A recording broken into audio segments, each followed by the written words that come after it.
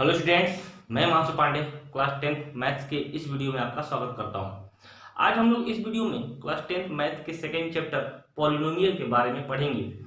देखेंगे पॉलिनोमियल होता क्या है और इसके क्वेश्चंस को हम लोग कैसे सॉल्व करते हैं। आशा करता हूँ इससे पहले वाले चैप्टर को आप लोग अच्छे से सॉल्व किए होंगे और समझे होंगे। ठीक है, तो आइए पॉलिनोमियल देखते हैं। तो ये वर्ड आपके लिए कुछ नया नहीं है, आप क्लास 9th में ही इसके बारे में बहुत कुछ पढ़ चुके हैं। हम इस चीज को स्टार्ट करते हैं इसके डेफिनेशंस के बारे में। इस चैप्टर में हम लोग पॉलिनोमियल के इक्वेशंस का ग्राफ बनाना सीखेंगे। ग्राफ बनाना क्लास 9th में भी सीखे हैं। यहाँ पर हम उस ग्राफ से जीरोस कैसे फाइंड करते हैं उसको देखेंगे। देखिए, तो सबसे पहले हम पॉलिनोमियल की डेफिनेशन की बात करें, हम लिख सकते हैं polynomial is a function of the form। Polynomial एक फंक्शन है जो कि किस रूप में होता है, F X equal to A N X की power N plus A N minus one X की power N minus one plus A N minus two X की पावर एन माइनस टू। ध्यान दीजिए, ये सब क्या है, आपका पावर है, एक्सपोनेंट जिसको बोलेंगे हम लोग, क्या बोलेंगे, एक्सपोनेंट, पावर है। Dot dot dot dot A one X की power one at last A zero. सब ये एक फॉर्म है, पॉलिनोमियल का जो इक्वेशन होता है वह इसी फॉर्म में होता है। ये आपका एक्सपोनेंट है, पावर है। क्लियर?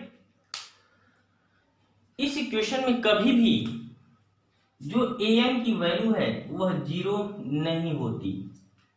ए एन की वैल्यू कभी भी जीरो नहीं होती। क्लियर? यहां पर देखिए, जितने भी एक्सपोनेंट है आपके, यानी जो आर एक्सपोनेंट है, आर एक्सपोनेंट आर सभी रियल नंबर होते हैं। सॉरी, ऑल एक्सपोनेंट जो होते हैं आपके सभी होल नंबर होते हैं।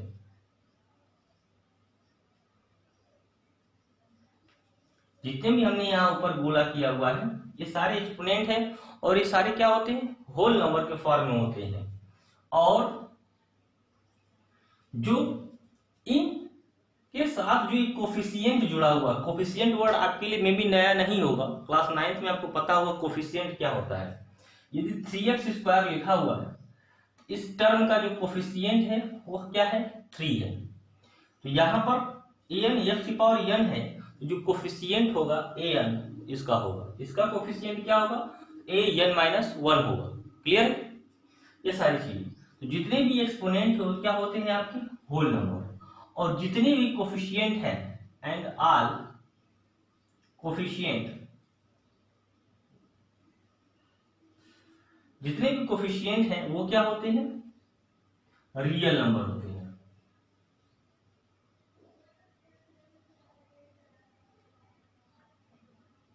समझे? सभी कोफिशिएंट जो होते हैं वो आपके रियल नंबर होते हैं और सारे जो एक्सपोनेंट होते हैं वो आपके होल नंबर होते हैं। यहां इस डिफिनेशन में भी लिख सकते हैं कि जो ए एन है यह क्या है, A N is leading coefficient. Leading coefficient, अब लीडिंग कोफिशिएंट क्या होता है, तो लीडिंग कोफिशिएंट को आपको डिफिनेशंस के साथ बताएंगे हम कि लीडिंग कोफिशिएंट क्या होता है। फिलहाल समझ लीजिए कि लीडिंग टर्म के साथ जो कोफिशिएंट जुड़ा होता है वो लीडिंग कोफिशिएंट होता है। अब लीडिंग टर्म क्या होता है, तो पूरे पॉलिनोमियल में जिस टर्म का डिग्री सबसे हाई होता है, सबसे ज्यादा होता है, वह लीडिंग टर्म कहलाता है। एग्जाम्पल के तौर पे जैसे मैं लिख दूं 2x² प्लस x प्लस 4, इस पॉलिनोमियल का सबसे लीडिंग, सबसे हाईएस्ट क्या है डिग्री, तो 2 है। अब 2 पहले टर्म में है तो पहले टर्म का कोफिशिएंट क्या है, 2। तो यहां पर लीडिंग टर्म काला आएगा 2x², ये लीडिंग टर्म है,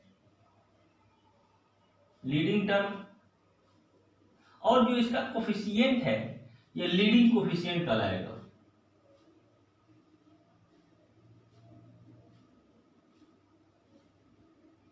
समझे? तो जो आपका an होता है इस पॉलिनोमियल की डेफिनेशन में, जो an होता है वह लीडिंग कोफिशिएंट होगा। मे बी लीडिंग कोफिशिएंट समझ में आ गया होगा। लीडिंग टर्म का कोफिशिएंट लीडिंग कोफिशिएंट कहलाता है। आगे देखिए, an आपका लीडिंग कोफिशिएंट हो गया। और जो a0 होता है, a0 आपको लास्ट में दिखाई दे रहा होगा, जो a0 होता है ये कांस्टेंट टर्म होता है।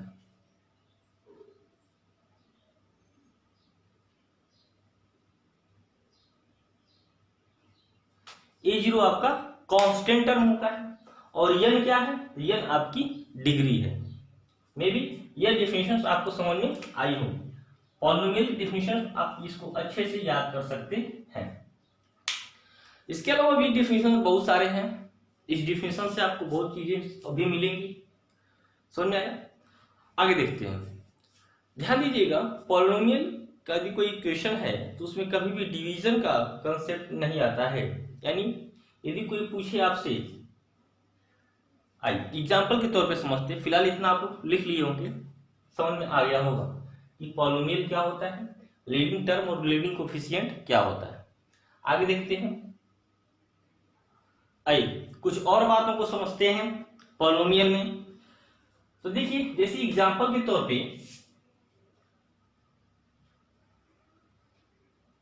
यदि आपको लिख दिया कि 3x² + 2x + 4, बताइए ये पॉलिनोमियल है या नहीं? तो हम कहेंगे ये पॉलिनोमियल है। ध्यान दीजिए, कभी भी पॉलिनोमियल का जो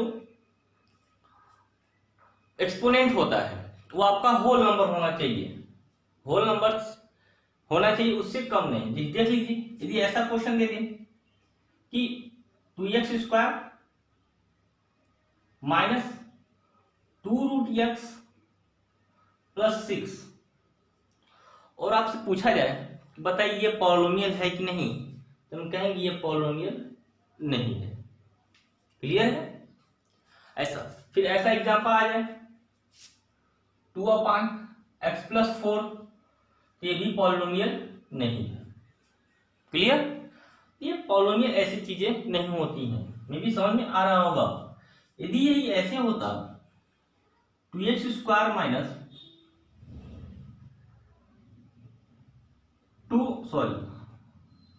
x√2 + 6, तो हम कह सकते हैं ये पॉलिनोमियल है। यहां पर जो x है, जो वेरिएबल है, वो आपका रूट में नहीं होना चाहिए। वो चीज आपके रूट में नहीं होना चाहिए। समझ में आ रहा है? और एग्जांपल ले लेते हैं। जैसे मान लीजिए लिखा हुआ है आपका 3x² y, clear, 3x² y,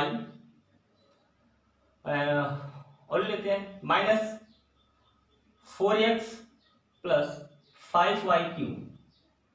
ठीक है, ये बोला जाए ये पॉलिनोमियल है कि नहीं, तो कहेंगे ये पॉलिनोमियल है। पॉलिनोमियल है, दो वेरिएबल वाला पॉलिनोमियल है। तो हम एक इक्वेशन में इन दो वेरिएबलों का यूज कर सकते हैं कि ऐसा पॉलिनोमियल होगा। समझ में आया? पॉलिनोमियल को हम ऐसे शो करते हैं। ठीक, तो हम ऐसे एग्जांपल्स आप जान सकते हैं कि पॉलिनोमियल कौन है। और एक एग्जांपल लेते हैं।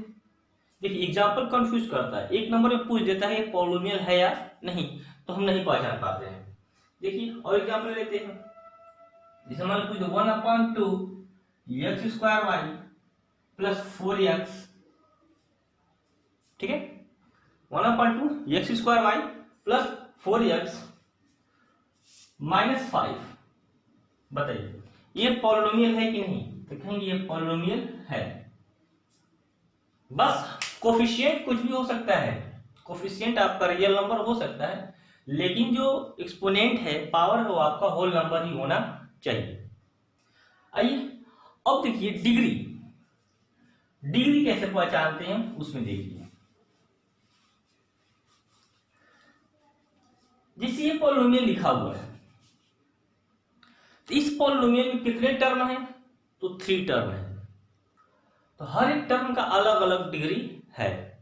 जैसे हम पहले टर्म का पूछ लें कि पहले टर्म की डिग्री क्या है, तो 2 है। सिर्फ देखिए, मैं टर्म अलग अलग टर्म की डिग्री पूछ रहा हूं, 2 है।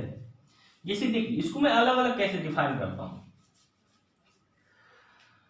तो पहला है the degree of a term with 1 variable.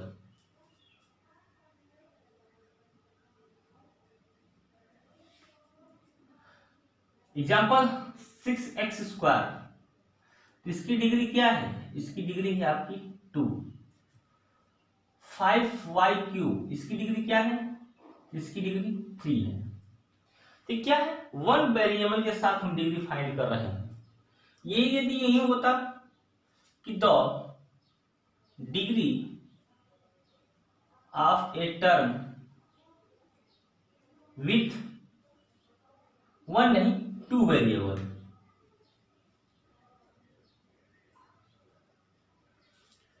और ऐसे लिखा होगा 3x²y, तो इस टर्म की जो डिग्री है वह क्या होगी? वह 2 है, और ये 1 यहां पे इसका पावर 3 हो जाएगा। 6x²y², इसकी डिग्री क्या होगी? तो इसकी डिग्री 4 हो जाएगी। तो 2 वेरिएबल के साथ कर रहा है, तो हम दोनों वेरिएबल को पावर को ऐड कर लेंगे, उसके बाद डिग्री हम बता सकते हैं। तो ये है। और भी किसी इसके साथ और भी कोई वेरिएबल होता है तो सारे वेरिएबल के पावर को हम ऐड कर लेते और आंसर बता देते उस टर्म। सॉरी, ये देखिएगा, ये टर्म की डिग्री बता रहे हैं। पूरी पॉलिनोमियल की डिग्री जो सबसे हाईएस्ट पावर होती है वो होती है, उसको भी देखेंगे हम। देखिए, और मान लीजिए इसमें एग्जाम्पल दिया है -3x²y3, तो इसकी डिग्री क्या हो जाएगी? 3 to 5 हो जाएगी। समझ में आया? इस पर साइन का, इस डिग्री पे इस साइन का कोई असर नहीं पड़ने वाला। अब ये से आ जाए, पॉलिनोमियल की बात है। तीसरी चीज कि डिग्री पॉलिनोमियल पूछे, यानी द डिग्री ऑफ पॉलिनोमियल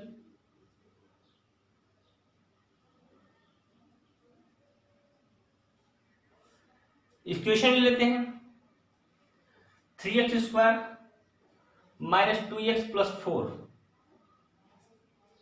समझे? अब इसकी डिग्री पूछेगा, इसकी डिग्री पूरे पॉलिनोमियल की डिग्री यहां पर क्या है? 2 है। इस पूरे पॉलिनोमियल की डिग्री जो है आपका 2 है। 6x³ - 4x + 2, इसकी डिग्री क्या है? इसकी डिग्री 3 है। अलग अलग टर्म की अलग अलग डिग्री होगी। पूरे पॉलिनोमियल की डिग्री कैसे पता करेंगे? पूरे पॉलिनोमियल में जो सबसे हाईएस्ट पावर होगा हम उसकी डिग्री लिख देंगे। समझ में आया? तो आगे देखिए,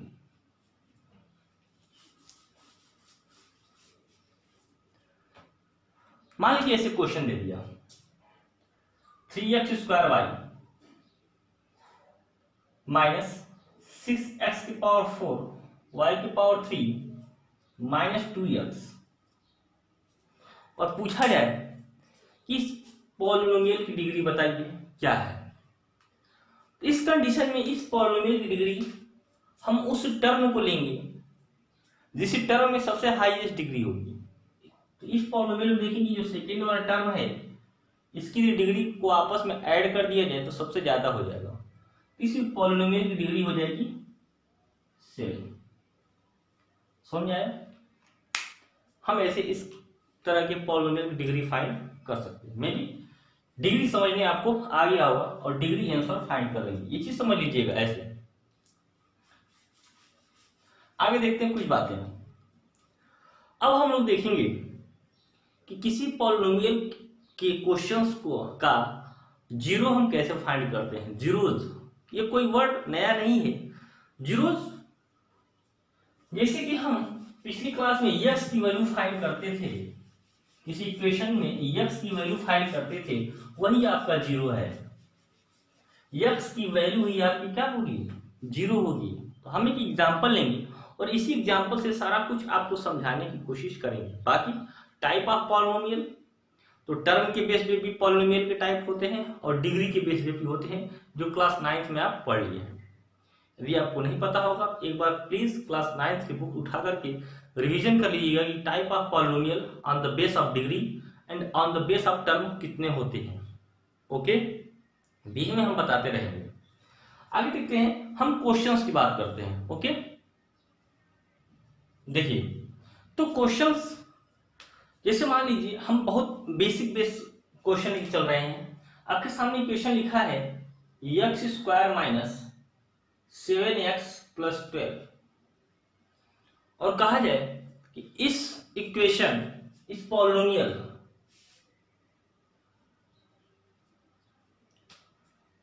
में यदि x इक्वल टू 4 रखा जाए तो इस पॉलिनोमियल की वैल्यू 0 हो जाएगी।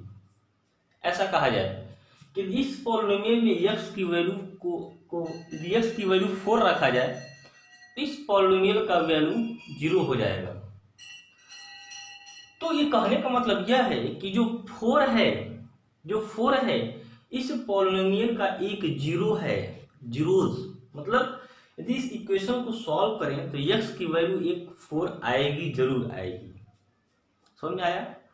यदि हम यह कहें कि इस इक्वेशन में यदि x की वैल्यू को 4 रखा जाए तो इस इक्वेशन की वैल्यू 0 हो जाएगी। तो इसका कहने का मतलब यह है कि इस इक्वेशन का 4 एक 0 होगा। क्लियर है? 0 होगा, इसका मतलब हम x की जगह पर 4 रख के चेक करेंगे।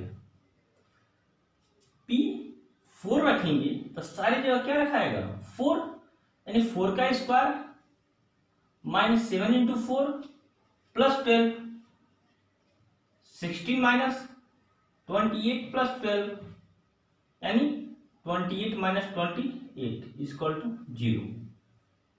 क्या हुआ, 0 आया। तो ऐसे, लेकिन इसके लिए हमको पहले से पता होना चाहिए कि इस इक्वेशन में ऐसी क्या वैल्यू रखें तो 0 हो जाएगा। तो हम भी बोल सकते हैं कि भाई कि x इक्वल टू 3 यदि हम रखेंगे फिर भी इस इक्वेशन की वैल्यू 0 हो जाएगी। तो मतलब यह है कि यदि कोई वैल्यू किसी इक्वेशन की को 0 कर देता है तो वह वैल्यू उस पॉलिनोमियल का 0 हो जाएगा। क्लियर? तो इसको मैथ्स की भाषा में कैसे लिखते हैं, देखिए। मैथ्स की भाषा में इसको नोट करके लिख लेंगे। कैसे लिखते हैं, नोट में यदि कहा जाए कि ए रियल नंबर, मान लीजिए कोई एक रियल नंबर के है। A real number k is said to be a zero of a polynomial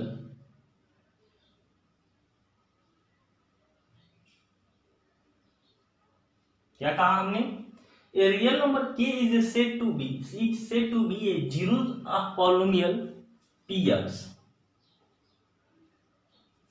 k किसी px का एक जीरो है, इसका मतलब कि pk की वैल्यू क्या होगी, 0 होगी। जैसा कि अभी हमने करके दिखाया, 4 उसका जीरो हम पहले बोल दिए, फिर x की जगह पर 4 रखे थे, सॉल्व करने पर 0 आ गया था। सेम वैसे यदि कभी ऐसा कहा जाए इसका मतलब यही है pk इक्वल टू 0। समझ में आया, जीरोस कैसे लिखते हैं? क्लियर? आगे चलते हैं, मे भी ये समझ में आया होगा। इस पर क्वेश्चन देख लेते हैं। मान लीजिए कोई पॉलिनोमियल px दिया हुआ है, x square plus x minus 2, okay. और k की वैल्यू, k की जगह पर 1 दिया हुआ है, k की जगह पर क्या दिया हुआ है, 1 दिया हुआ है। तो इसका मतलब कि यहां पर 1 रखने पर इसका वैल्यू 0 होगा। 1 का स्क्वायर प्लस 1 माइनस 2 यानी पी 1 इक्वल टू क्या हो जाएगा 0। सॉल्व करेंगे तो क्या आएगा 0। तो हम इसको कुछ यहाँ वर्ड में लिख दिए हैं, यही चीज, बस इतना ही है और कुछ नहीं। समझ में आया? कभी कभी ऐसे क्वेश्चन में के की वैल्यू फाइंड करके दे देता है, करने के लिए दे देता है, के या किसी वेरिएबल की वैल्यू फाइंड करने के लिए दे देगा। कैसे, आइए उसको देखते हैं। ये समझ में आ गया होगा, नोट डाउन कर लीजिएगा, आगे चलते हैं। जैसे मान लिख दे इफ 1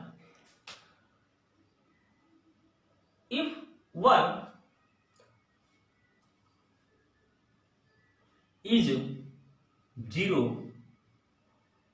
of polynomial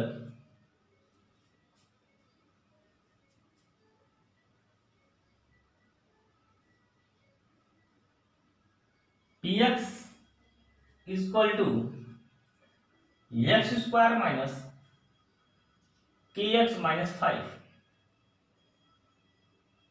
ऐसा कह रहा है कि if 1 is zero of the polynomial px equal to इतना, देन फाइंड k। तब k की वैल्यू को क्या कीजिए, फाइंड कीजिए। तो इसके सॉल्यूशन के लिए हम क्या करेंगे, सबसे पहले 1 0 है तो हम x की जगह पर क्या रखेंगे 1 रखेंगे, और 0 होगा तो 1 रखने पर पूरी वैल्यू 0 हो जाती। तो हम बोल सकते हैं ना, इफ दिया है if 1 is zeros of polynomial p1 px then p1 is equal to 0। जैसा कि भी हमने पहले बताया, p1 रखने पर क्या आएगा 0 आना चाहिए भाई, 0 आना चाहिए।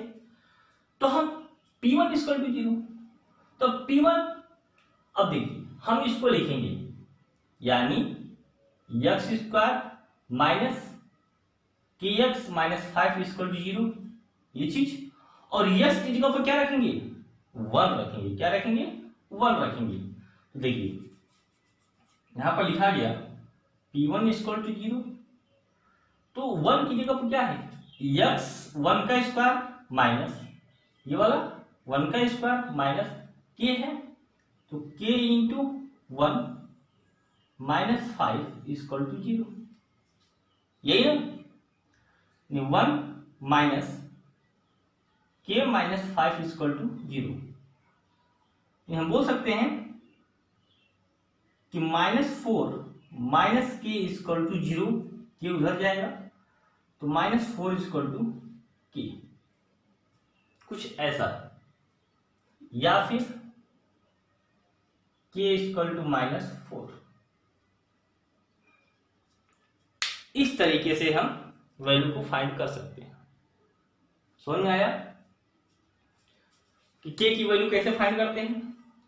यदि कोई जीरोस दिया है मतलब हम उसको पॉलिनोमियल रखें, पूरे पॉलिनोमियल की वैल्यू क्या हो जाएगी 0 हो जाएगी। तो भी पॉलिनोमियल हम उसकी वैल्यू को रखेंगे और सॉल्व करेंगे, फिर k की वैल्यू को फाइंड कर लेंगे। इस तरीके से भी क्वेश्चन आते हैं, मे भी इस तरीके से आप क्वेश्चन सॉल्व कर लेंगे।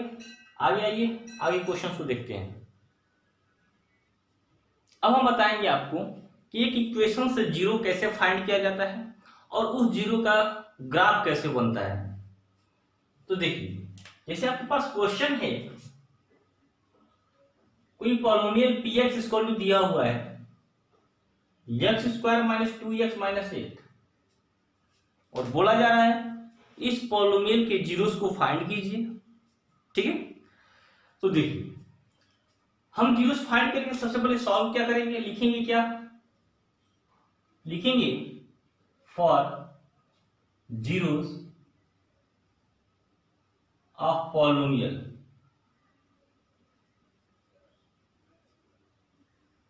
px, ठीक ना, पॉलिनोमियल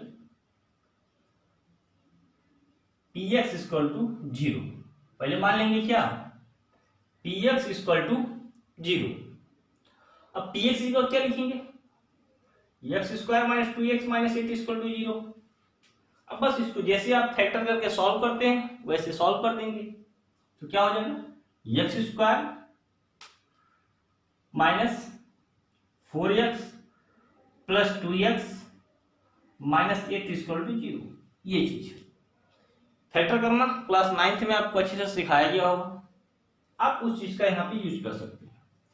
इन दोनों से क्या कॉमन है, x माइनस 4, यहाँ क्या कॉमन है 2, x minus 4 equal to 0, x plus 2 एक ब्रैकेट में और x माइनस 4 एक ब्रैकेट में। यहां पर क्या करते हैं, एक बार इसको रोकेंगे, x प्लस 2 ये उधर जाएगा, 0 अपान x माइनस 4 होगा, यानी हम बोल सकते हैं इस पूरी की वैल्यू क्या हो जाएगी 0, यानी x इक्वल टू माइनस 2, पहला 0 आया। और अब इसको रोके थे, अब इसको रोकेंगे, यानी x minus 4 equal to 0 upon x plus 2। Clear, इसको सॉल्व करेंगे तो क्या होगा 0, यानी x की वैल्यू क्या आ गई 4। x की दो वैल्यू मिली, एक मिली -2, एक मिली 4। क्लियर, समझ में आया। फैक्टर करना आपको क्लास 9th में सिखाया गया है, इसलिए हमने यहाँ पर अच्छे से बताया नहीं।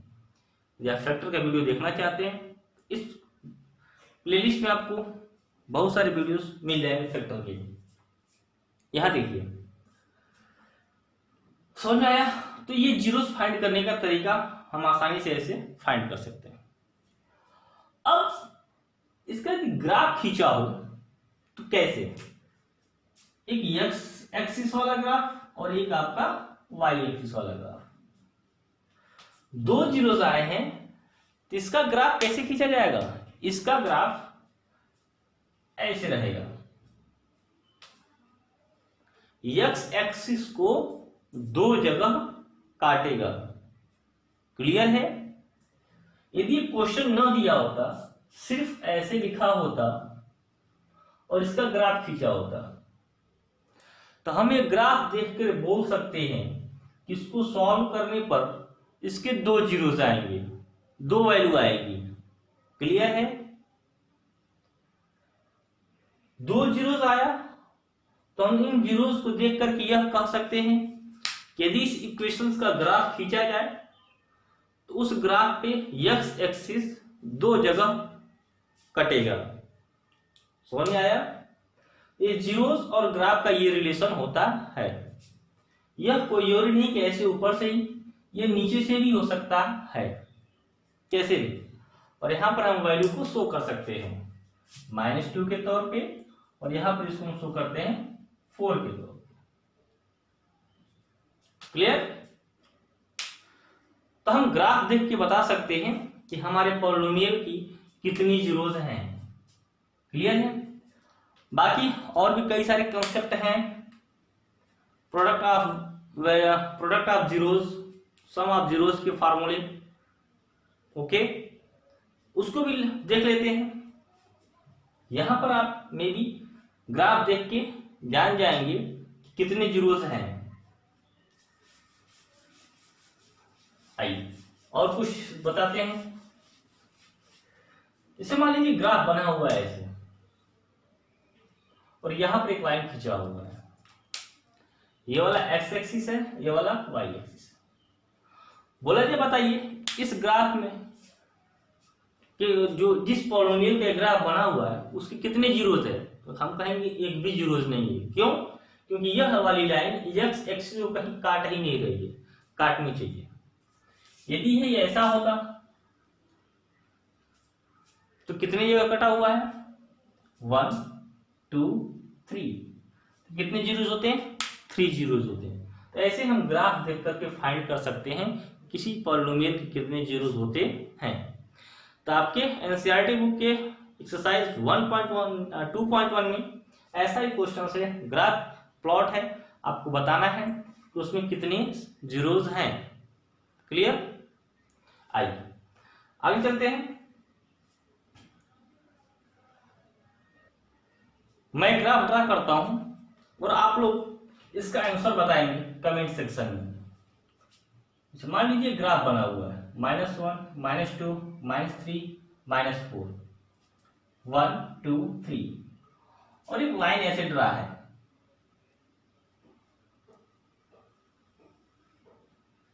ये चीज आप लोग बताएंगे इस ग्राफ का जीरोस कितने हैं और कौन कौन है। जीरोस कितने हैं और कौन कौन वो जीरोस हैं। ओके, नेक्स्ट वीडियो में हम लोग sum of zeros, product of zeros और भी ऐसे बहुत सारे क्वेश्चंस पे सॉल्यूशन उसका एग्जांपल देखेंगे।